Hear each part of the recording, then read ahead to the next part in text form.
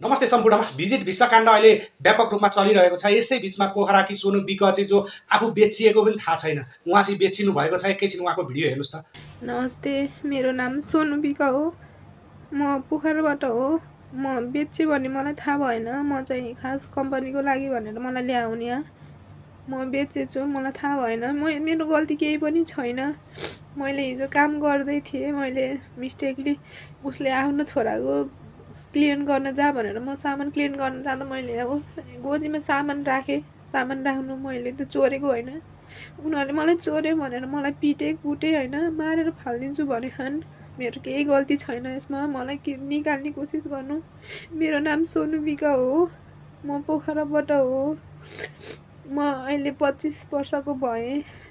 म अहिले कुवेतमा आएर बेचेको मलाई थाहा भएन। मलाई कृपया यहाँबाट निकाल्नु होला। हेर्नुस्, यही हो 50,000 देखि 5 लाखसम्म खाएर आफ्ना नागरिकहरूलाई, आफ्ना देशका नेपालीहरूलाई चाहिँ बेचेर एयरपोर्टको सेटिङदेखि लिएर उच्च तहका सेटिङसम्म गरेर बेचेर लुटेराहरूले लुटेको देश।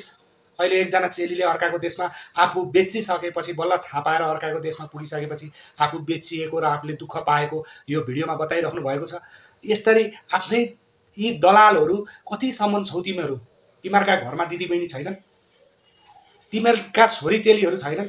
तिमीहरूकै छोरी चेलीहरूलाई यस्तै गरेर त्यस्तै ठाउँमा पुर्याइदियो भने तिमीहरूको मनमा के बित्ला, के पर्ला? ए चोर हो? अब त हेर न एकपल्ट। भोलि तिमीहरूले मरेर लिएर जाँदाखेरि तिमीहरू सँगसँगै त्यो करोडौँको सम्पत्ति लिएर जाँदैनन्।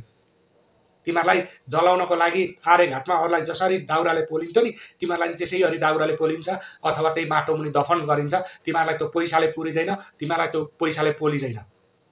हेर्नुहोस् त, अर्काकी छोरी चेलीलाई ललाइ फकाइ कम्पनीको काम भनेर अर्काको देशमा लगेर बेचिदिएपछि यी अहिले यो भिजिट भिसा प्रकरण चलिरहेको छ नि, हो यस्तै भएको छ। कतिजना बेचिन पुगेका छन्।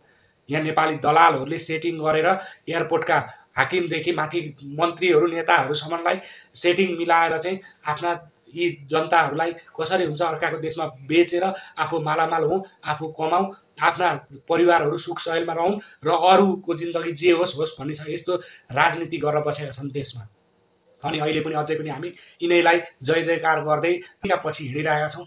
जहिलेसम्म अब यी चोरहरूका, यी फटाहरूका पछि हामी हिँडिरहन्छ नि, हो पाउने यस्तै दुःख हो। तपाईँ हाम्रा चेलीबेटीहरू, तपाईँ हाम्रा दिदीबहिनीहरूले पाउने दुःख यस्तै हो।